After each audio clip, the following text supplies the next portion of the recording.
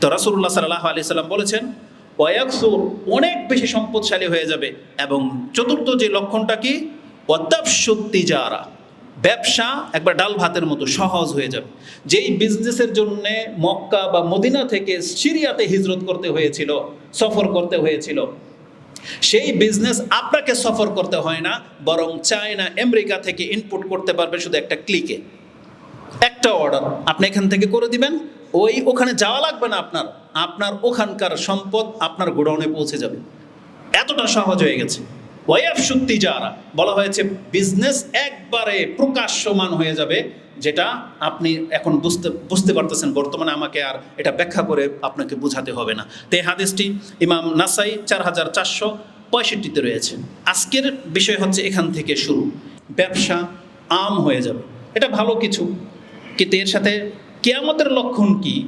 রাসূলুল্লাহ সাল্লাল্লাহু আলাইহি ওয়াসাল্লাম বলেছেন যে ব্যবসাটা এত আম হয়ে যাবে। এটার আরেকটা হাদিস রয়েছে, রাসূলুল্লাহ সাল্লাল্লাহু আলাইহি ওয়াসাল্লাম বলেছেন ওয়াতাফশুত তিজারা, এটা মানে ব্যবসাটা একবারে সহজলভ্য হয়ে যাবে। যার ফলে কি হবে, হাত্তা তুইনুল মারআতু যাওজাহা আলা তিজারা, ব্যবসা এতটা আম হয়ে যাবে, সাধারণ হয়ে যাবে যে ঘরের স্ত্রীরাও তার স্বামীদের সাথে ব্যবসায় নেমে যাবে। তার মানে ব্যবসা তো পুরুষদের কাজ ছিল, কিন্তু রাসূল বলেছেন এই ব্যবসাটা এত বেশি সহজলভ্য হয়ে যাবে যে তার স্ত্রীও ব্যবসায় এত লাভবান বা এত ব্যস্ততা বেড়ে যাবে যে ঘরের স্ত্রীরাও তাদের স্বামীদের সাথে কি করবে, এই ব্যবসায় অংশ নেবে।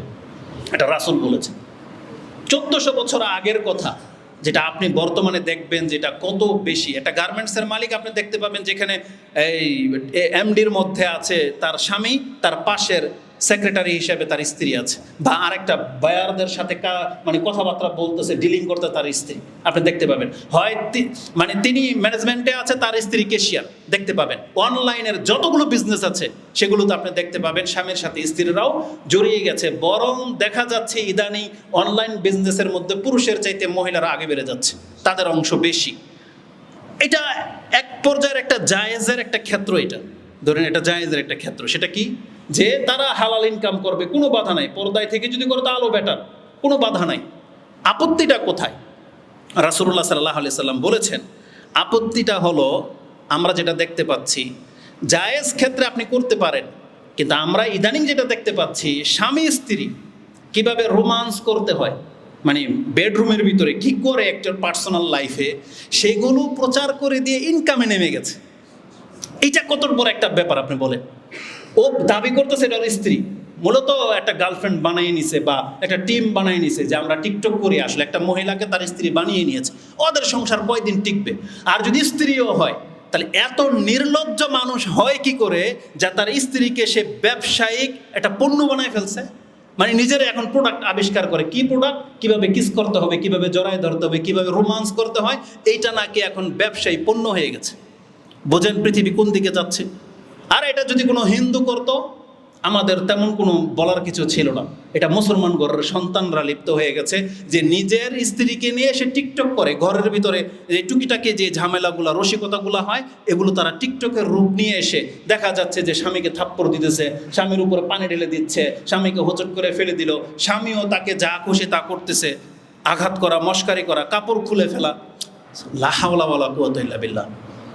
তো রাসূল বলেছিলেন যে স্ত্রীরা স্বামীদের সাথে ব্যবসায় যুক্ত হবে। আচ্ছা ঠিক আছে, হালাল ব্যবসা হলে এটা হয়তো মেনে নেওয়ার মতন ব্যাপার ছিল, কিন্তু তারা এই পর্যায়ে চলে আসবে, তার মানে আর কি বাকি আছে? এতে জুমার খুতবা, এখন কি ওয়ার্কারদের কাজ করার সময়? এরাও কি মুসলিম? তো কথা হচ্ছে যে রাসূলুল্লাহ সাল্লাল্লাহু আলাইহি ওয়াসাল্লাম এই ভবিষ্যৎবাণীগুলো করেছেন। এই হাদিসের মধ্যে আরেকটা কথা আছে, ওয়াতুকতাউ আল আরহাম, রক্তের সম্পর্ককে ছিন্ন করা হবে। মানে কিয়ামতের কাছাকাছি সময়তে রক্তের সম্পর্কের কোনো মূল্য, ভ্যালু থাকবে না। বাপ মা বলে, বড় ভাই বোন বলে, খালা ফুফু মামা চাচা বলে কোনো সম্পর্ক থাকবে না। সামান্য কিছু থেকে কিছু হলে এই সম্পর্ককে কাট করে দিতে, রক্ত ঝরাতে তারা দ্বিধা করে না। অথচ যেখানে একটা মুসলিমের গায়ে হাত তোলাটাকে পাপ বলা হয়েছে,